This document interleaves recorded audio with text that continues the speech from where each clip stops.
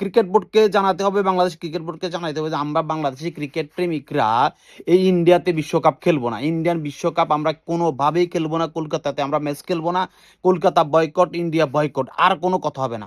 বাংলাদেশ ক্রিকেটদের নিরাপত্তার সাথে আগে বা বাংলাদেশ ক্রিকেট প্লেয়ারদের নিরাপত্তা, আমার বাংলাদেশের নাগরিকের নিরাপত্তা, তারপরে খেলা পরের কথা। দরকার বলতে আমরা বিশ্বকাপ খেলবো না, তারপরেও আমরা ইন্ডিয়া যে বিশ্বকাপ খেলতে পারি না।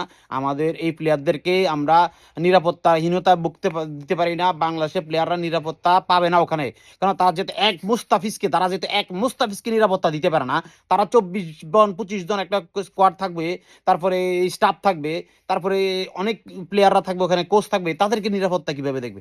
আমরা সম্পূর্ণভাবে বয়কট করতে চাই এই ক্রিকেট বিশ্বকাপ ইন্ডিয়াতে। আমাদের খেলাগুলো শ্রীলঙ্কাতে শিফট করা হোক, ওখানে আমরা নিরাপদ, ওখানে আমরা যাতায়াতের সুবিধা, ভিসাতে সুবিধা, আমরা ইন্ডিয়াতে যাব না। আমি মনে করি ক্রিকেট বোর্ডের উপরে এটা চাপ দেওয়া হোক। আর ক্রিকেট বোর্ড যদি এটা সিদ্ধান্ত নিতে তারা ব্যর্থ হয়, অতি বিলম্বে এই ক্রিকেট বোর্ডকে পদত্যাগ করতে হবে।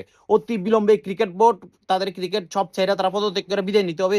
নতুন ক্রিকেট বোর্ড আসবে। আমরা ইন্ডিয়াতে কোনো মতে, যেহেতু সময় নাই আর, ইন্ডিয়া এটা ইচ্ছা করে ভাইস ডেভিটা করছে।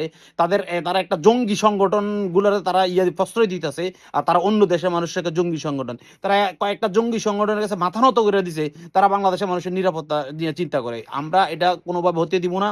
বাংলাদেশে আন্দোলন গড়ে তুলতে হবে। ক্রিকেট বোর্ড যদি এটা ব্যর্থ হয়, তাদেরকে পদত্যাগ করে ক্রিকেট ছেড়ে দিয়ে চলে যেতে হবে, অন্যরা আসবে। আমরা ইন্ডিয়াতে ক্রিকেট খেলতে যাবো না, টোটালি কোনো কথা নাই, কোনো হাঙ্কি পাঙ্কি চলবে না, কঠোর আন্দোলন করতে হবে। আমি মনে করি সবাইকে ফেসবুকে যে কোনো জায়গাতে এবং বাস্তবে ক্রিকেট বোর্ড ঘেরাও করতে হবে ক্রিকেটারদের নিরাপত্তার সাথে।